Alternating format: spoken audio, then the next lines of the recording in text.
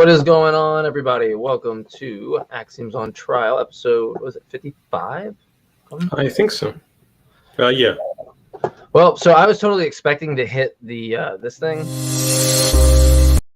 and it didn't work, so we're doing a quick intro right away, I suppose. Yeah, I was wondering what... Yeah, it just didn't even want to work for me. But anyway, yeah, we got another... I guess we'll technically react to a video in this one, but I think we'll spend most of the time talking about the recent news. Cease, I don't know if you want to kind of introduce the topic for tonight, and yeah, anything else, any announcements or things like that you have. Yeah, I think I can probably announce this. I forgot to ask if it was okay, but considering that I was scheduled to do it, I think they put me in the schedule for a specific date. Do you think it's fine that I let people know? I don't know if you've gotten the green light, then the green light. But if I forgot to ask if maybe we'll wait. We'll do a show. Maybe we'll do a show tomorrow or something, and we can and we'll confirm then. Well, with a little more suspense. How about that for the? All right, I'll just say vaguely that unless anything changes, I'll be co-hosting. I don't know. I'm gonna cut you off now. We're gonna have a very suspenseful next episode right there. See, nope, cutting it off. No, guest co-hosting a pretty sweet show. No, you shouldn't even give him that, man. Leave him on that cliffhanger. Yeah. For all they know, it's a show no one's heard about. But now, anyway. I'm excited for that to be greenlit for sure.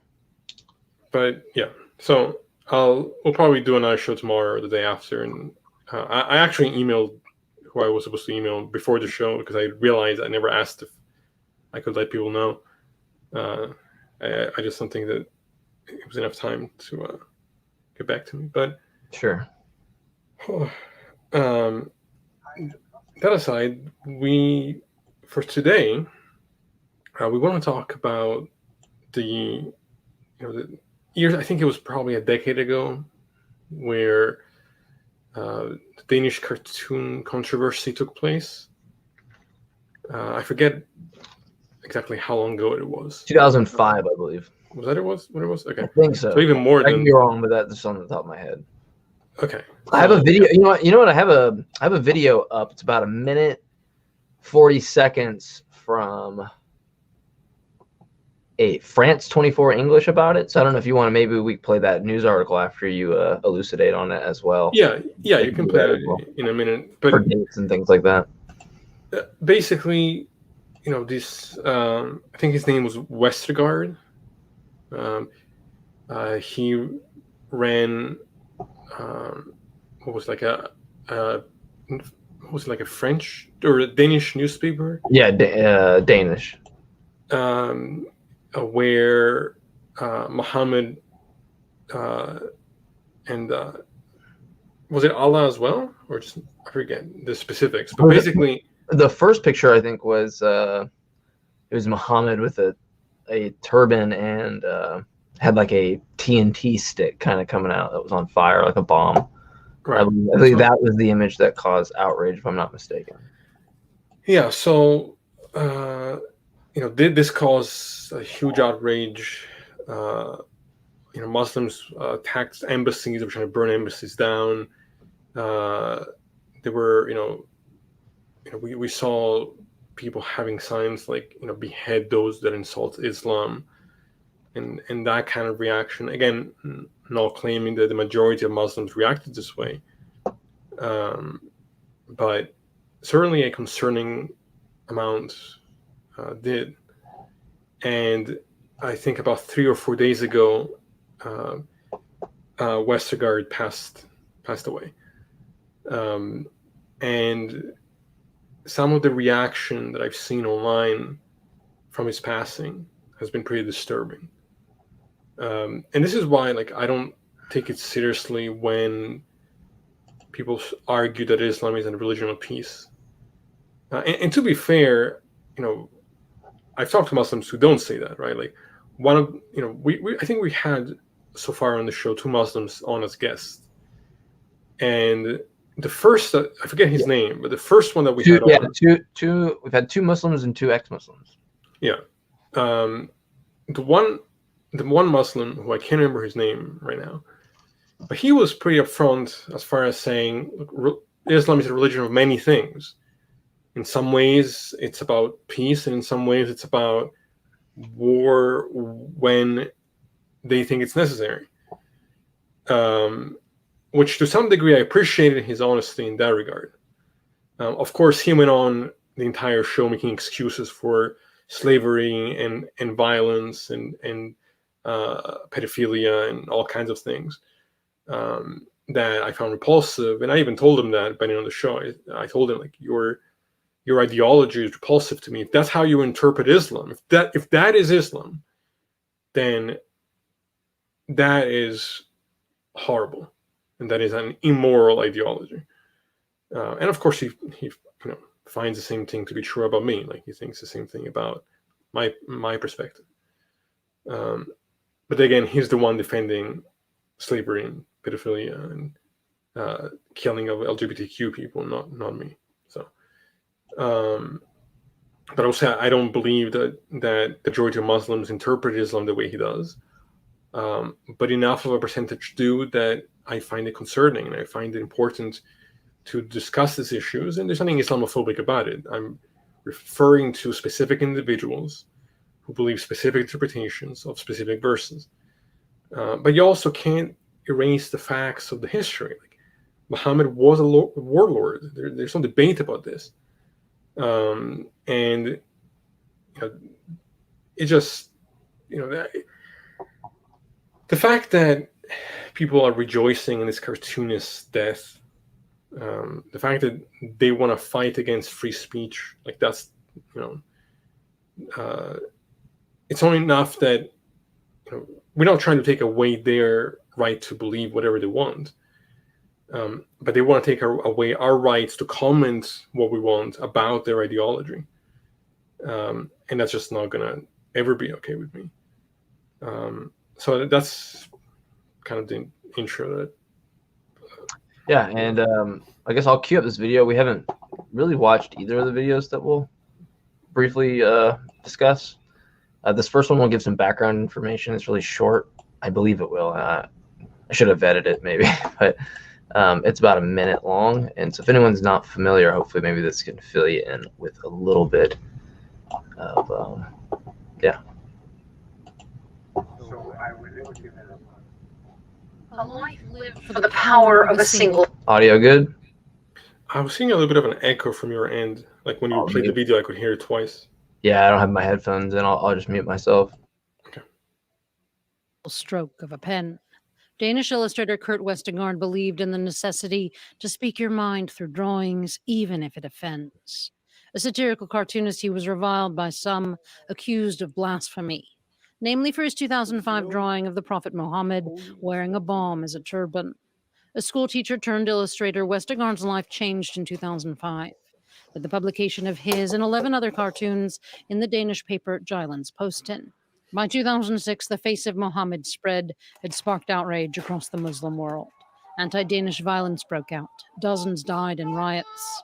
At a 2010 Media Awards ceremony, Westergaard explained why, for him, it was essential to be able to call into question the Islamic tradition of not depicting the Prophet Muhammad. By treating a Muslim figure the same way we would a Christian or Jewish icon, we are sending an important message. You must understand that this is an act of inclusion, not exclusion.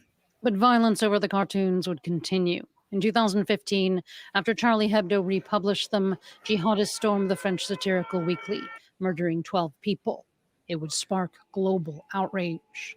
Having been the target of multiple death threats and assassination attempts himself, Westergaard lived for the rest of his life under police protection and in hiding.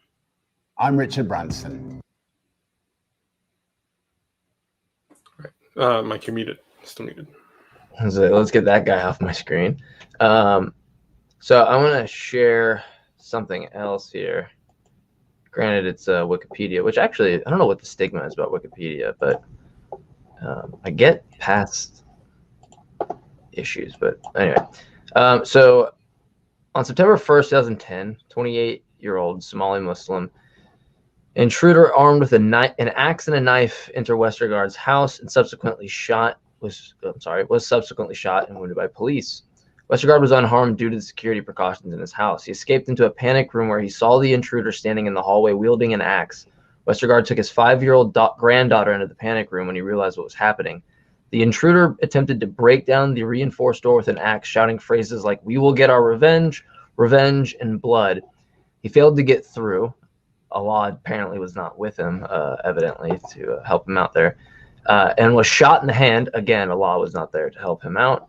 And knee by the police who arrived on the scene within a few minutes. The assailant was arrested, which again, Allah was not there to help him out. And then he was taken into custody there again, which Allah was not there to help him out, and charged with attempted murders of Westergaard and a police officer, which again, for the last time, Allah was not there to help him out. And this goes on. He's had several assassination attempts because he drew. And let's think about this. Like, what did he do? What did he do? See, Made a drawing. He drew a picture. Okay. The beliefs inform such an immense response in somebody based on these beliefs in which they're, 1,500, 1,700 years removed from. And they buy it into it so much that they're willing to, let's say some people are willing to kill over it. But let's go a step further. There's videos one I sent you, Cease. I think it was in Arabic, so I don't know what was said, but the title of the video was like Muslims rejoice in the death of I said Kierkegaard. I don't know why Kierkegaard came up in my head, of Westergaard. And so yeah, there's different levels of it, and I think the video that we'll react to from Ali Dawa, which haven't really seen, I'm sure there's a lot of talk in the aspects of his suffering in Jahannam and things like that. But yeah, Cece, anything you want to add? Yeah, I want to add a couple things. The narrative that then you often hear from apologists in this context, in these type of conversations, is that these people are not reflective of the religion. You hear the same thing from Christians defending, their faith, right?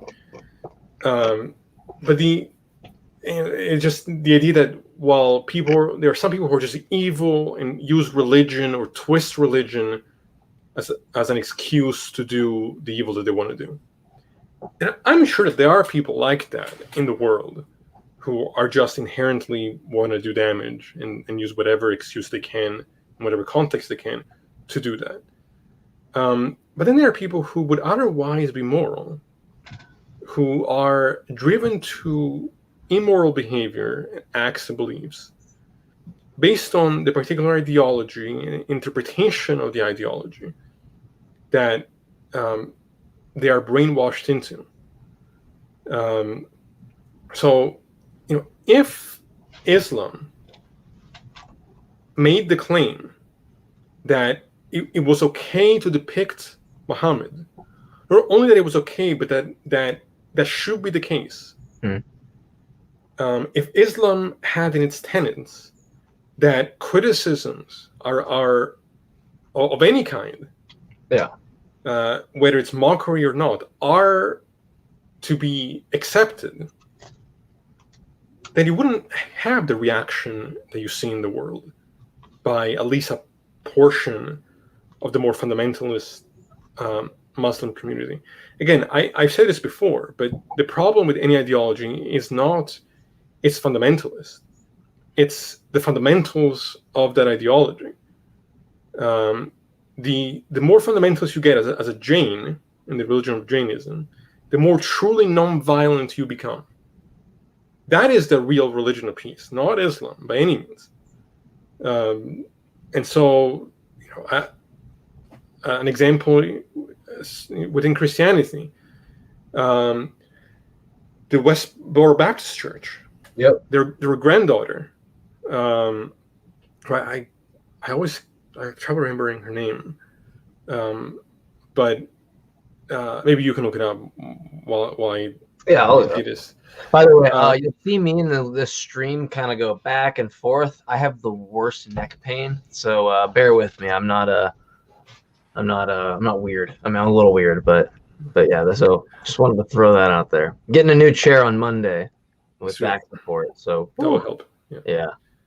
But anyway, the point I was making was that she's someone who was an extremist, who recognized that what she was doing was immoral, and that their ideology was contradictory. Was it Megan Phelps? That's right, Megan Phelps Roper, I think is her name. And she left that religion. She had to leave her family, who she loved. That religion was, and her family was everything to her. But when she started to realize that what she was doing was wrong, she left. And that's an example of someone who had moral intuitions that she had to suppress because she was fed this bullshit that she was supposed to do what God wanted her to do, which was hold signs up at funerals saying God hates fags and that kind of thing. Yeah. So it's not true that the only people who do harm in the name of religion are doing it as an excuse. No, you can interpret the religion in many different forms. There are verses that are moral. There are verses that are about peace, and there are verses that are about violence and slavery, and owning people and all kinds of horrendous things. So And there's nothing bigoted about pointing this out in any context. It's just the reality. So, can you guys still hear me, or did my internet go? Oh, crap.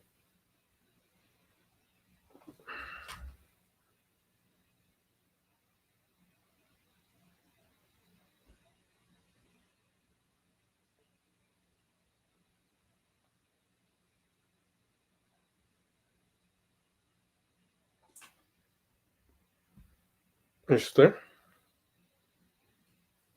So is it Mike that's frozen, or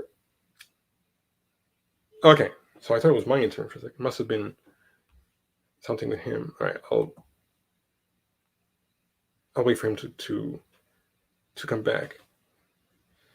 Yeah, I think he's dealing with a storm over there.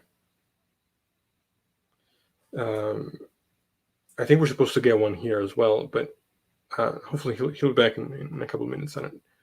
Oh, is that him? Here we go. I don't know what happened. I think my internet went out for a second. Yeah, you were saying that you were having there's a storm going on over there. There was, but I think it's been since passed. So I don't know. That's weird. I don't know what's going on. Anyway, so yeah, where were you? Where were you at? I'm sorry. No, I was just saying, that there's something bigoted about pointing out the fact that there are interpretations of verses that are clearly violent and problematic, and that belief in those interpretations will cause otherwise moral people to act immorally. And so, Muslims are free to believe what they want, but certainly not free to do what they want. And we are free to criticize, mock, and say what we want about their ideology. And if they think that the retribution for words and for drawings is murder, then they're making our point for us. Well, yeah, let me add because I was on some panel thing today with some spiritualists, and that was the only person in there that didn't believe that crystals heal and astrology, is a thing and all this. But we got into this idea of beliefs, and their whole thing was, why do you want to criticize my beliefs or mock them? Which I wasn't mocking them, but it's really weird to me, because my belief is that I have the right or the belief to criticize beliefs. That's my belief. So if you want to be consistent with your belief that we should respect beliefs, then you should respect my belief that I should challenge beliefs. And so it's a really weird thing to me that it only works in a way for the person to shut other people out and live in their echo chamber. Which is all the only reason people ever bring that up is, well, it's my beliefs. It's because they don't. It's because they would almost prefer to be deluded than to actually have any justification. But I mean that's a whole separate thing. But I would never be pushed to mockery if all we were dealing with was people not having justification for their belief in God. But when their ideology expands to wanting to pass laws against unbelievers, wanting to pass laws against the LGBTQ community, wanting to pass laws that go against the rights of women, and violations of civil rights left and right, then fuck you. You deserve to be mocked, and I'm going to mock you. And if somebody gets their feelings hurt, it's not my problem. In light of what their ideology is doing in the world. It's convenient for you that your beliefs are so fucked up. It's I'm sorry that inconveniences you that I point that out. It's the same thing when someone's talks about some claim, like the spiritualist thing again. Was like I was trying to say, it's not my fucking problem that you have not met a burden of proof. You can get mad at me all you want, and it's just entirely irrelevant to your claim. So you want to hop into the Ali Dawa video? Yeah, let's play that. You want to do that? Okay, so we don't really know exactly what's going to be said here. So if it's not If he's well, I would say hopefully he's condemning like fellow Muslims for highly doubted given his but history. yeah, but given his history, I don't think that'll be the case. But I'll give him the benefit of the doubt, slightly. And those aren't familiar. You don't need to familiarize yourself; it'd be a waste of time. Okay. 10 for 10 Meet yourself.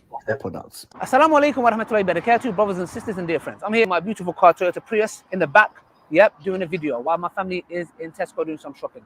Now, today I want to touch up on a video, brothers and sisters. As you guys know, the filthy scum dirtbag who used to draw the Prophet, peace be upon You're still muted.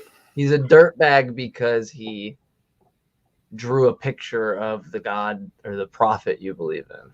First of all, why is he talking like 100 miles per hour? I thought the same thing. It was like, and it wasn't even in Arabic. It was like he was speaking English at that point. It was like, geez. By the way, this is the same guy that has talked so much shit online, but refuses to debate anybody. Yeah. Oh yeah. Like a total coward, just another shit talker. Yeah, he's somebody that like hears. So like this is something I've noticed kind of in these circles is like they hear these like very generic philosophical arguments, like argument from contingency, necessary being, or whatever it is, right? Like, and they're like so. Even the Kalam I've noticed a lot, but they're so like heavily invested that these are like knockdown arguments, right? And it's like, I was thinking about this the other day. I was just like, I mean, if the Quran was true, like I know him and Hijab, spent a lot of time with philosophical arguments, but I don't. I'm not as familiar with Hijab, but if these are such knockdown, the Quran should do that job on its own. You would not. I don't feel like you would need any kind of inquiry beyond what is given, but yeah. Anyway, so I'm sorry, I'm getting on a tangent. in different ways, etc. That's not a prophet, we know that. And now he has reached his end. Now, reaching his end, he would have wished if that was the end. And it's not, and we know that's not the end. Because now he's going to be resurrected.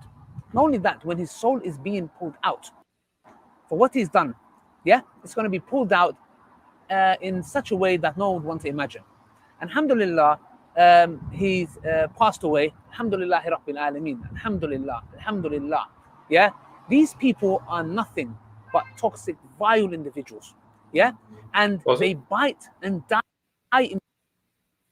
So, I mean, this is how ironic this is, right? Like, he's calling people toxic and vile for drawing cartoons, while saying that he knows that there is a life after this, and that he knows that this cartoonist's soul is going to be ripped out and resurrected, and that he's going to go through whatever pain he's making up in his own head.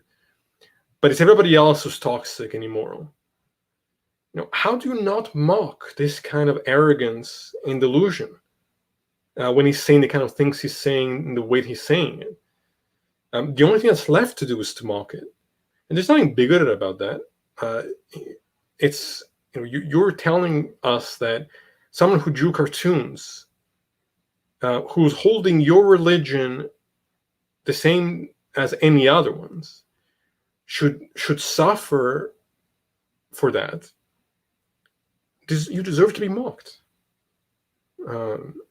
Yeah, I think that's spot on. I mean, it's insane to me. It's like, look at this vile, piece of shit, and you're sitting in your Prius at a Walmart, pissed off because a guy drew a picture about a prophet that you've never met, that you don't even know. You don't have any independent attestation of the claims. I mean, you're talking about a guy. It's a claim based on a series of days of angels giving out information to a dude in a cave. It's like, what? It blows my fucking mind, right? That like you can start from such a flimsy position, and then this is what it leads to: the fact that you can actually think someone's evil for drawing a picture. Like use Muhammad in my D&D sessions, and like I give him stat roll for stats for him. That's great. I mean, I don't play as him. I you know, I try to make him an enemy to fight, but you know, it's ridiculous to me. It's like that you can. I'm sorry. The rage. Because of this.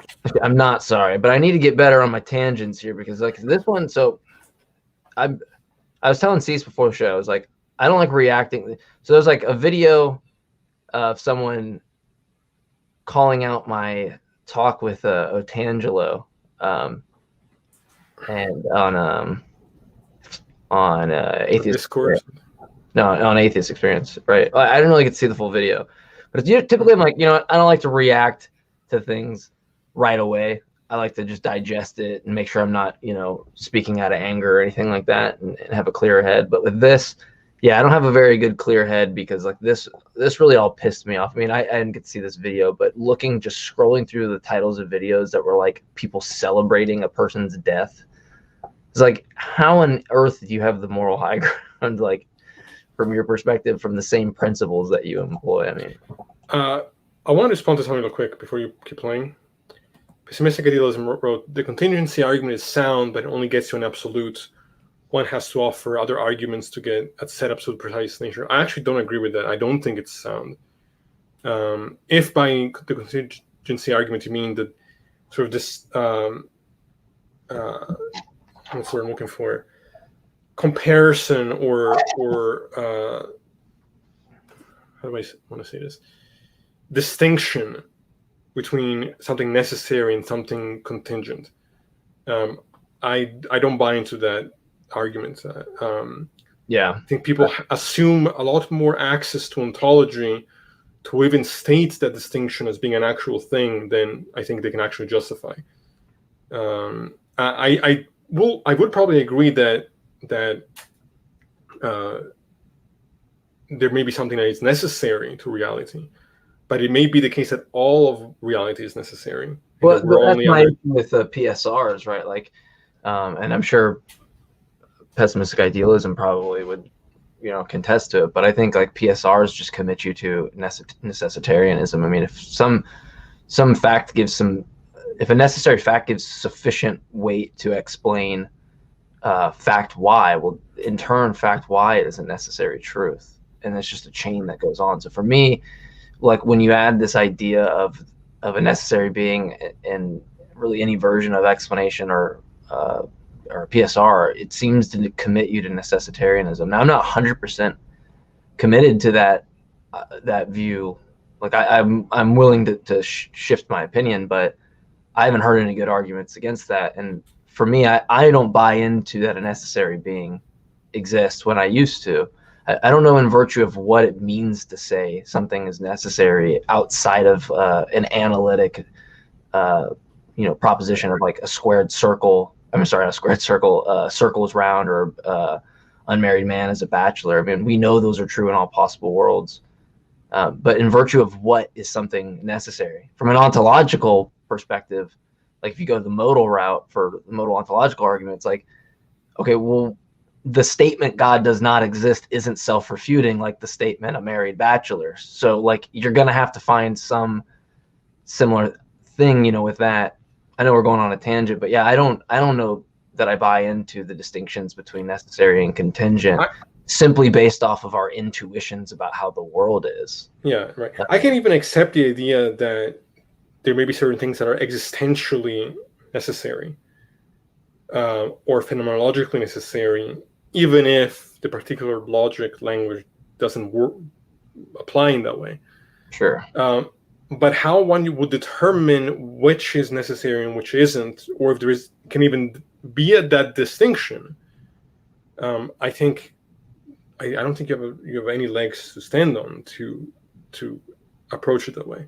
Sure. Rasmussen tries this kind of tactic where he's like, well, I'm just trying to get to this bedrock absolute. And I think pessimistic idealism chose the word absolute probably specifically rather than necessary. I don't know, maybe he chose that on purpose. And that's where I'm navigating now to like, could be foundational on an ontological perspective, but I don't know, like you said, I don't know how anyone can claim access to that, because if you start with that, like, right, you start from that position ontologically, I think that you already, it's kind of like the presuppositionalist. Like, if you're wrong about that starting point, then everything's wrong. Like, you've just already fucked up at the beginning, purely based on an assessment on your intuitions. That's why I'm like, I don't buy into the contingency necessary aspect, and I also think, like, to apply contingency to the whole is just a blatant fallacy of composition. You could have points out, but the necessary aspect could be correct, but that could be all there is. Even said it too. Yeah, the necessary aspect could be correct, like, but not. There might not be anything beyond that. Like, sure. Everything that is the case, even if we can imagine it being different, that has no bearing on the actuality of the reality. Yeah. But anyway, let's go back to I'd be interested to hear CJ's perspective on it. I just take it simply on the fact that once you have, like, we have necessary fact N, and that's a sufficient reason or explanation for a subsequent fact that seems to sufficiently explain it, which would entail that it's necessary. Y is a necessary truth. Right. But I would want to hear if he has any amendments or anything to add to that. Islam's growth, the shahadas, people in the West coming to Islam, and Islam's growth, because Islam is the truth. And when somebody is stubborn in their disbelief, they do nothing but increase in their disbelief, and Allah does nothing but increases them in their disbelief. Not because Allah subhanahu wa ta'ala is unjust, but because they are unjust to themselves and they reject the signs, and all they do is oppose it. Reject the science. That's a joke. Yeah, that's good satire. So, like, the blood clots part, so I'm supposed to take that as true despite embryologists saying otherwise? Okay, I just wanted to make sure. Islam without any basis, without even understanding it. So, brothers and sisters, I'm going to give a verse in Surah Tawbah, verse 46 to verse 40. Allah subhanahu wa ta'ala talks about the munafiqun, and there was a group of them. And what would they do is, when the battle of Tabuk happened, brothers and sisters, and the companions were preparing themselves to go to war.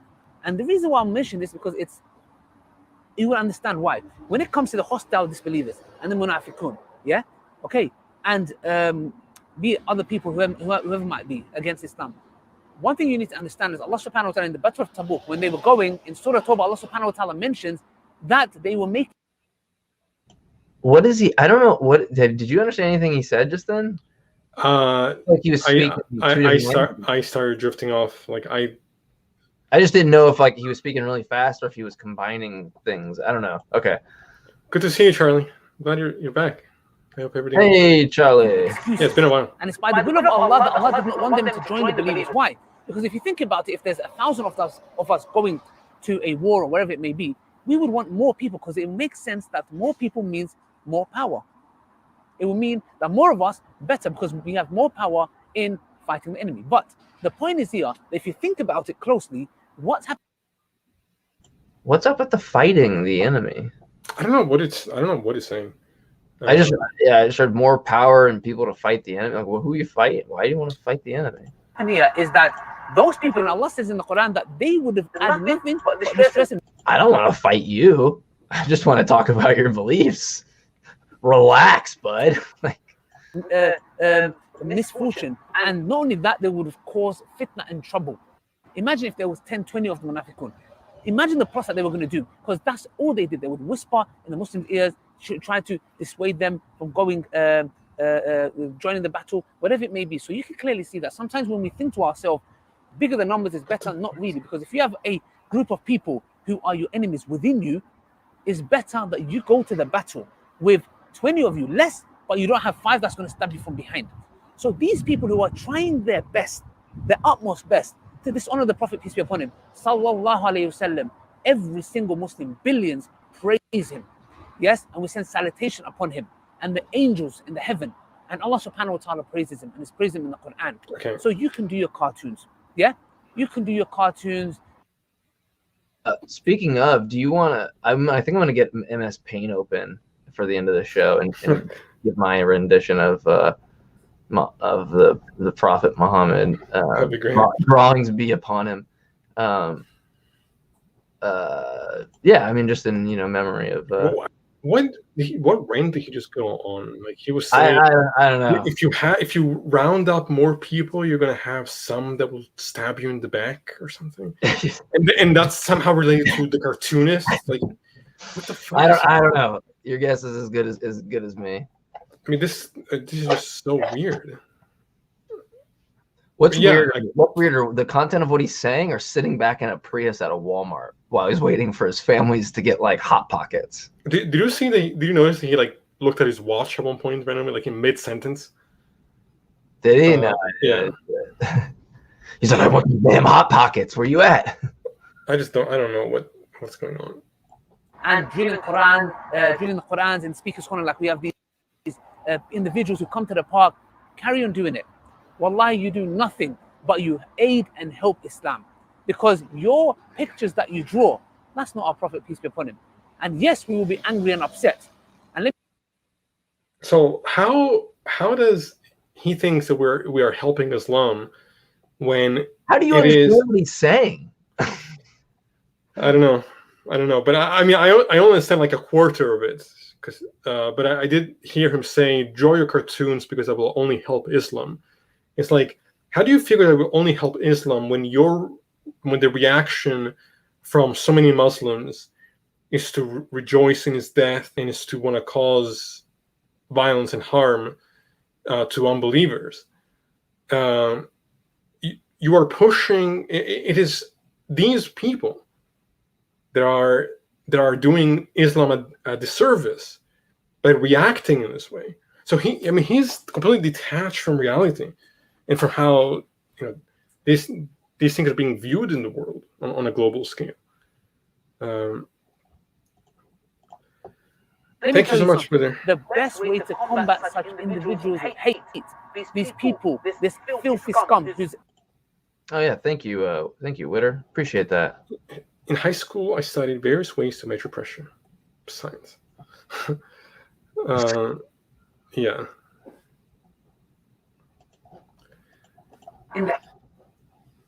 Yeah, it's exactly a burning, inshallah, and may Allah destroy more in there, inshallah. Yeah, we're not sugarcoating our religion. We're very straight up to the point. Yeah, may Allah increase him in the fire and burn his flesh over and over and over again for not only just drawing pictures. It sounds like he's vomiting as he's speaking. Like he's like throwing 25,000 different words in 1 second. I don't know what he's saying. It's I'm curious on how that works. Like, so Allah burns his skin and then like he puts more skin on him and just does the process. Okay. All because he's offended. Like, but what a loving God he is. How dare you draw? How dare you draw, Muhammad? I am going to burn you forever because pictures. That's bad. No. Like, wow. What a fucking reason. And, and I'll leave them nameless. But I talked to somebody who was a recent Muslim convert, and they told me there doesn't have to be a loving God. It's like, yeah, that's fine. I agree. But like the fact that you recognize your beliefs are so shitty that you just have to outright admit, well, we didn't say he was omnibenevolent. We never said he was a cool guy. It's like, okay, yeah, sure. Just glad that you admit that the shit that you believe in is immoral. That's all you're saying. You're like, I know it's wrong, but I still believe in it. It's like, okay, cool, thank you. Based on, but I know who you're talking about. And by the way, and this person was convinced by the worst pseudo arguments that it's just embarrassing. But that to say that he doesn't have to be a loving God. So you think that being not loving and being violent and being vengeful is a better sign of perfection than the opposite? Like, yeah, I mean, it's essentially giving up already from the start there. God equals the square root of -1 says, should I be wearing my Muhammad bomb turban tee right now? I mean, yeah, I mean, in honor of Kurt.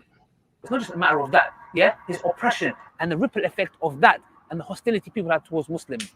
So, alhamdulillah, this is a moment of celebration. And Eid is tomorrow. What an amazing news for Eid. This is in no way, shape, or form anyone come and say to me it's hate. It's not hate at all. He showed. It's not hate that I'm happy this guy's dead. It's not hate. It's not hate. It's love. I love him. It's best for him. It's not hate that we think he should be resurrected to be tortured.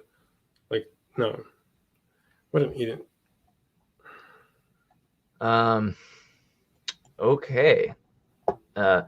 Sitting in a Walmart talking about torturing people in hell for eternity. Just a normal, you know, freaking Friday afternoon. All this hatred, and we are happy that someone like him has left this earth, because less hatred would be spread. Till next time, assalamu alaikum. I agree. Less hatred in this world would be great, which is why it'd be best. And you know, and I'll be the first one to say I don't want to take religion away from anybody, like forcefully or anything like that. I want good arguments to take people away, but hopefully that's the result, because that's exactly how we will get what you want out, which is actual hate, which is people getting extremely hurt over depictions of the God they believe in, or the prophet they believe in.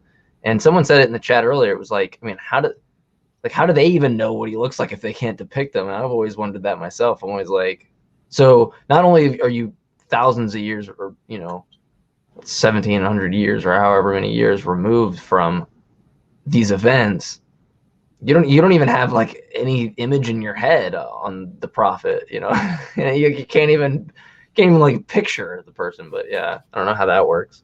I guess that works like imaginary friend. Like, you know, you never really pictured what they look like. They're just always imaginary. So I guess that works the same way. You made a good point earlier. You talked about Christianity, and you said, you know, that's why it's not convincing when you hear people say, well, Jesus had 500 followers. Well, technically 12, and then 500, supposedly 500 witnesses, although it's not actually a historical truth by any means.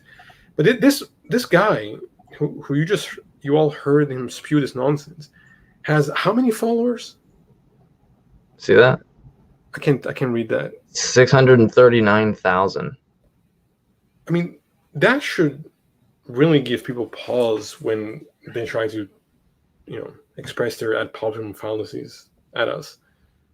You know, the fact that someone like that would have the following that he has, given his complete detachment from reality, his support of violence, his completely irrational statements, and his cowardice in wanting to engage with other, you know, like actually debating anybody.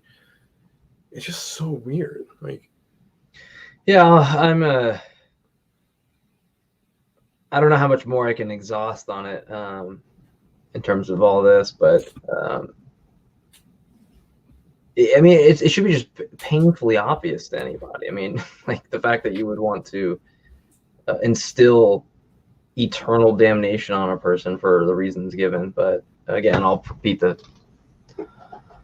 horse dead. Let's turn to something fun, and that is going to be opening up MS Paint and drawing a depiction of the Prophet Muhammad. Watch us get our channel taken down, because probably I might have a guy wielding an axe at my house, but luckily I live in a state to bear arms. No, but I'm saying watch all the Muslims try to like report our channel. I'll leave it to you if you want to, for the safety of our channel. I did, and the reason why I consider your criticism there is that guess who lost monetization on a different platform because I made Muslim videos? Right. Me. So it wasn't much money I was making on TikTok, but I lost my monetization because of it. So okay, if we get our channel shut down, they will just be making our point for us. Yeah. You know, and we'll just make another one and another one and another one. Like, so we'll just keep making new axioms on trial channels. Screen paint. All right. Well, I guess I only have this little thing here, so I'm just gonna like this. You know what? People depict him as with a beard. I don't. I think he's a pretty angry guy. He's a pretty sad guy. You gotta add the beard. No, that's what I think. I think he's sad because he doesn't have a beard, and that's why he doesn't want to be depicted. He wants to look, manly man. Oh, really, he's just got one little squiggly hair. You couldn't grow a beard. And he's missing a shoe, so he's only got one shoe. That's a step. And then let's see, what else can we do? I think that's about as accurate as you get. I don't know. What do you think? One shoe, squiggly hair, frowny, sad Muhammad because he doesn't have a beard, and he's jealous of J Mike for having a better beard than him. Right. No, sounds good to me. All right. I'll leave that to the audience. Give me a rating in the comments. I'll use him as a D&D character, not to play with, but to play against. Yeah. Agreed. Make him eating bacon. No, I won't go that far. I don't want to completely be rude. But yeah. So anything you want to add to that? I mean, I know we could. No, this can be a bit of a shorter show. It just, I wanted to give my condolences to the passing of this guy who I think was really fighting for freedom of speech and the ability for us to be able to criticize and satirize anything that we want. And, I think most Muslims who have any level of decency can recognize that censoring freedom of speech is a dangerous thing. Yeah, that they have the right to believe in whatever they want, but they don't have the right to silence everybody else because of it. And that's it. I think that in many ways, he was a hero, and he, it's really a shame that people died because of what he did.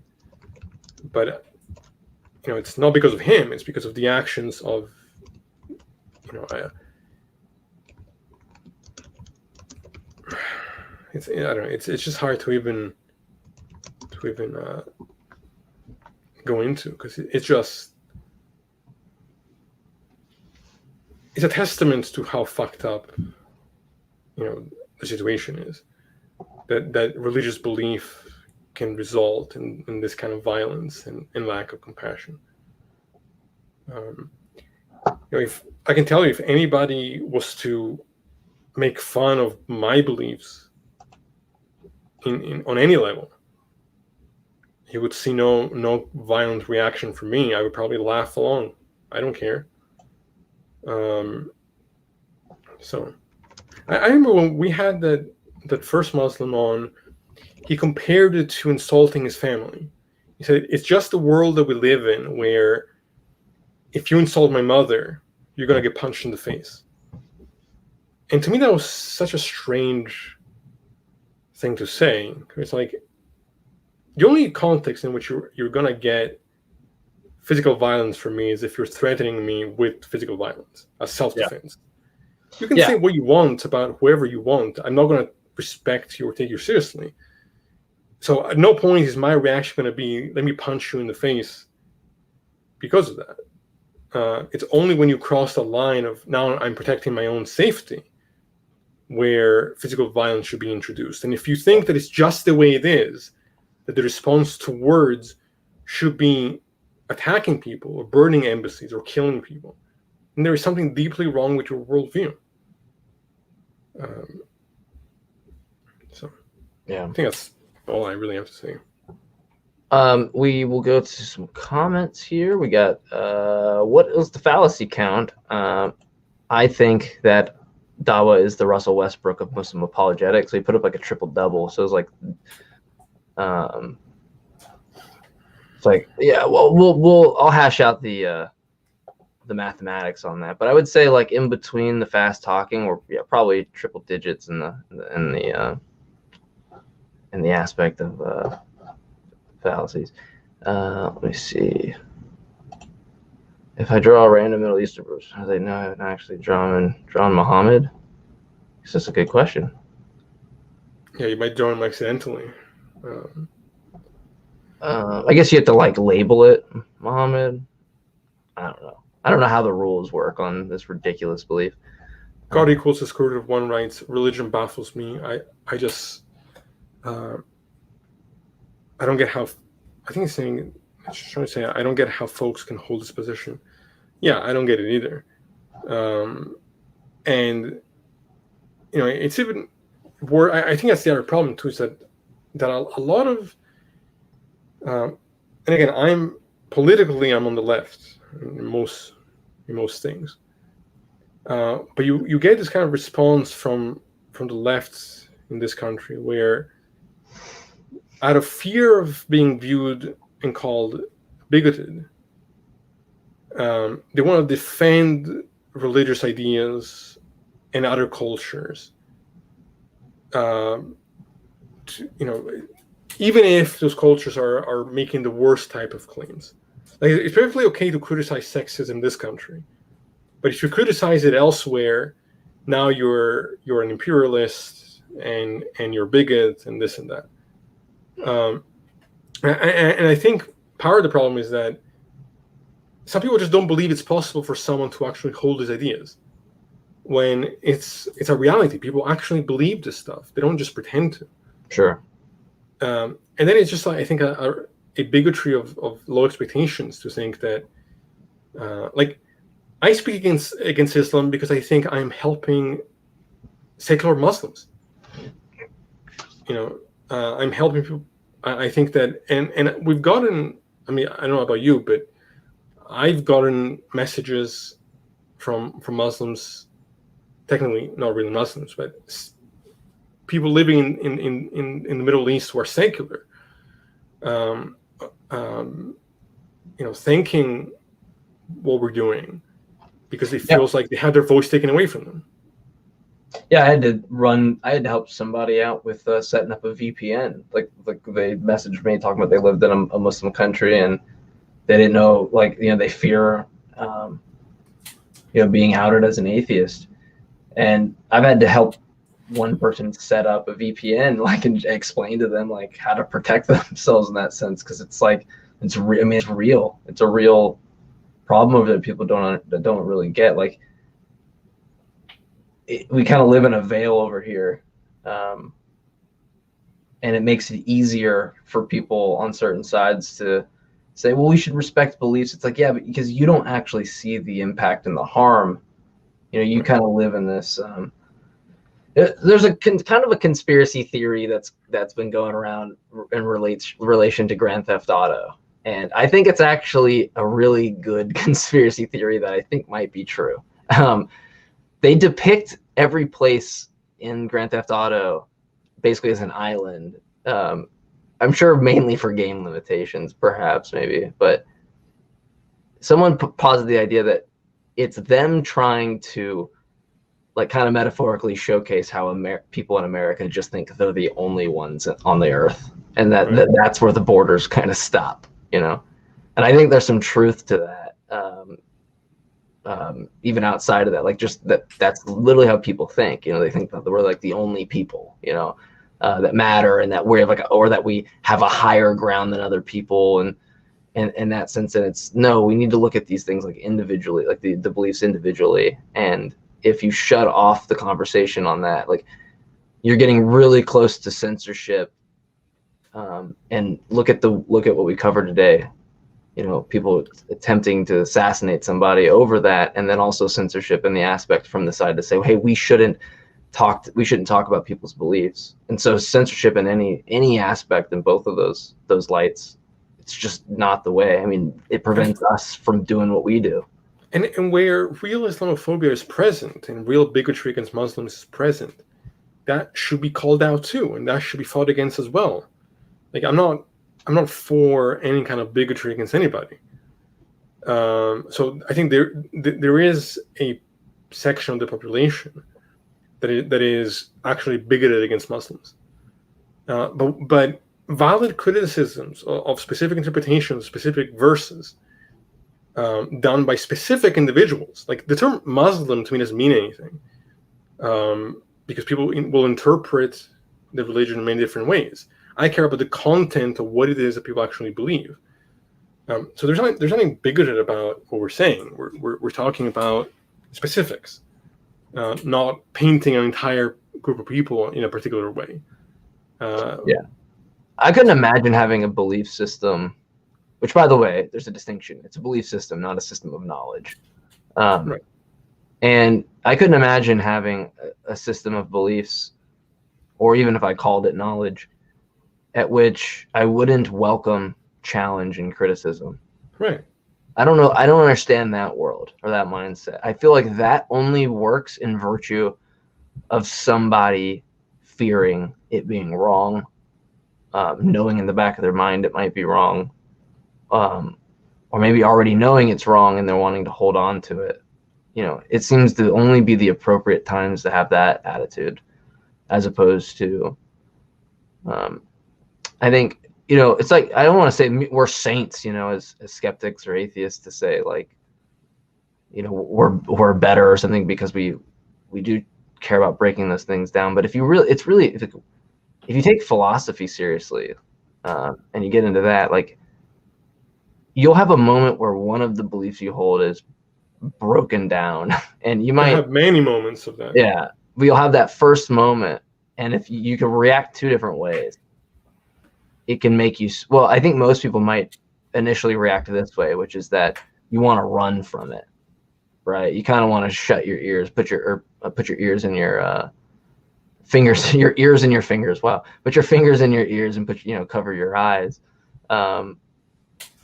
And to me, it's like, that's natural. But if you come around again to it, you know, that should be almost beautiful in that sense. And for me, I was very grateful to look at certain positions and change my mind and even cease, you know, now we have a third conversation come up. You know, he wants to change my mind on a position, and you know, I want to inquire more onto things like consciousness and things, physicalism and things like that, and disagreements. And I don't know, the world where that's not allowed or that's shut off, or where I'm like, you can't draw pictures of physical brain systems. It goes against my physicalism, and I'm going to kill you because that goes against my principles as a reductive physicalist. Like, that's really dangerous, like really fucking dangerous. But yeah, I mean, I could stay on this soapbox forever. Anything you wanna add, Cease? No, I think what we had to say was said. I think, you know, he'll be missed. I think the work that he did was really important, and I think it really shed a light on how problematic a very widespread interpretation of Islam is currently. And it's not that it's inherently a worse religion than Christianity, but Christianity has gone through a reformation where it has caught up to modern times to a degree, in a way that Islam has not. I mean, I would say, from a perspective of a moral realist, if I was one, and so I would take the same foundation I have of well-being, but I would actually think it's objective in a sense. From that standpoint, or at least from your standpoint, I would actually be able to boldly say it is demonstrably worse than something as Christianity. Not by, you know, they're both in the category of bad. Right? It's worse now. It's worse in the way it's on the content that is clearly worse. Well, let me rephrase that. It's currently worse. It's worse in contrast now.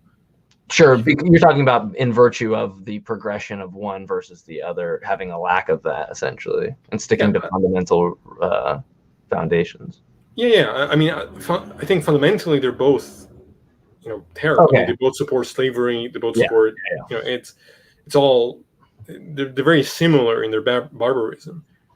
The way in which Islam, I think, is worse now is that it hasn't gone through the same reformation that Christianity has. You have a lower percentage of extremists in Christianity than you do in Islam. So, I mean, that's just the unfortunate situation.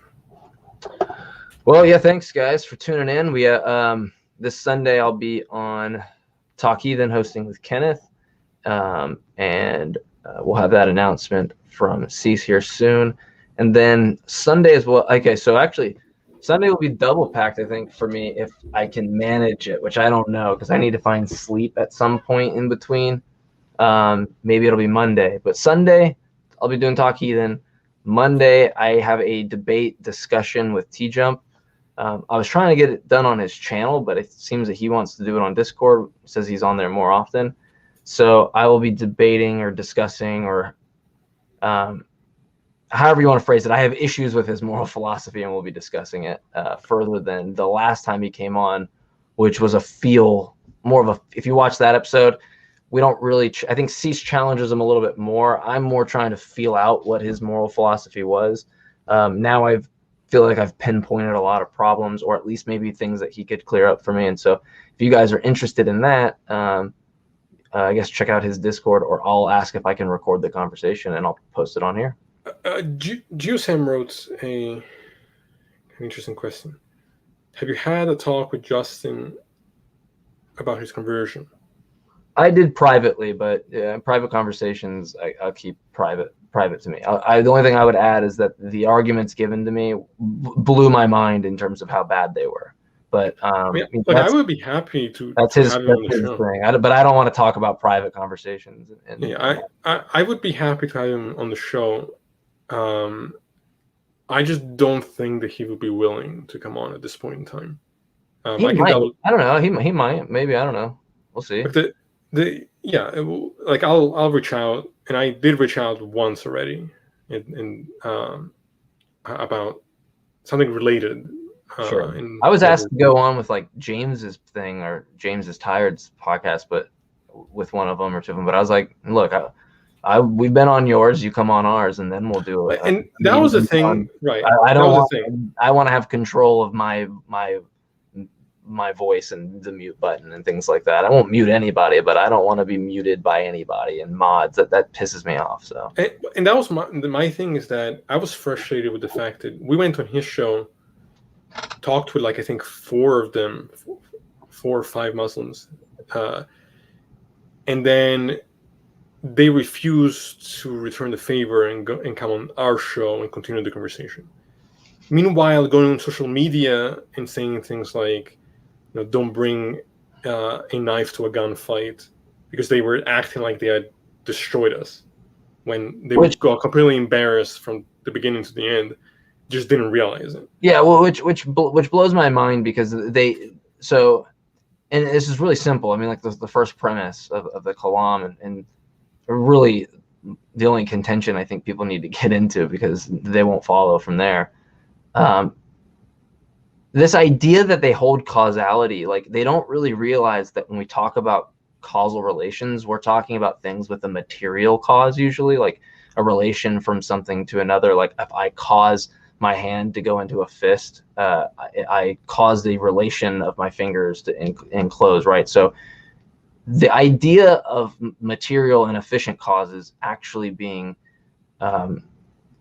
part of the whole is to ignore where causal relations arise from. It arises from physical laws that are instantiated with, I guess Dr. Craig likes to use, the arena, right, or the universe. To assume that the material or efficient cause, or one or the other, would have any actual similar application outside of the physical laws at which these cause and effects are governed, it seems to just completely ignore the idea of causation and it as an emergent property from my perspective, as much as one where you're just saying it's the kind of this fundamental thing that applies to the whole and the part. And it's no, I mean, this is why Craig tries to say he tries to strip material cause away and say it's an efficient cause, which is like efficient cause is going to be like the sculptor, the material cause is going to be the marble. That's just metaphysical cherry picking. I could just say it's a material cause, and they go, well, no, you can't have the material cause without the universe doesn't exist yet. Well, yeah, but it could be of some other substance at which God creates. No, but also they were in that conversation. Cherry picking. In that conversation, they were talking to a physicist who was literally at every turn correcting their assumptions, and they were just not processing it or acknowledging it. They kept repeating the same nonsense that had just been explained away. Yeah. And you know it. And they tried to get you on cause and explanation, and assuming like because I think what you guys said was, well, an explanation might be different than you guys saying a cause, and them assuming explanation and cause were synonymous when we have things like the PSR, which is couched in terms of explanations rather than causation. And so it's really strange to me. Like I sent them, or I sent it in a comment during that go to 44 minutes in the Oppie-Loke debate. You know, I think I cited 3 different examples of 3 professional philosophers stating exactly what I said. Someone says metaphysical cherry picking. Yes, the term that someone used, Scott Clifton used, that I think is a great one, is trying to have your metaphysical cake and eat it too. And I think that's a really good one, because it's trying to pick and choose things that wouldn't apply for the same reason. Like if I took a material cause versus an efficient cause, I don't see grounds for either one. So I think Craig just metaphysically cherry picks efficient cause to be sufficient for him. But anyway, we'll get into we'll do an episode on the Kalam and stuff. I have a lot to say just on the first premise alone. That's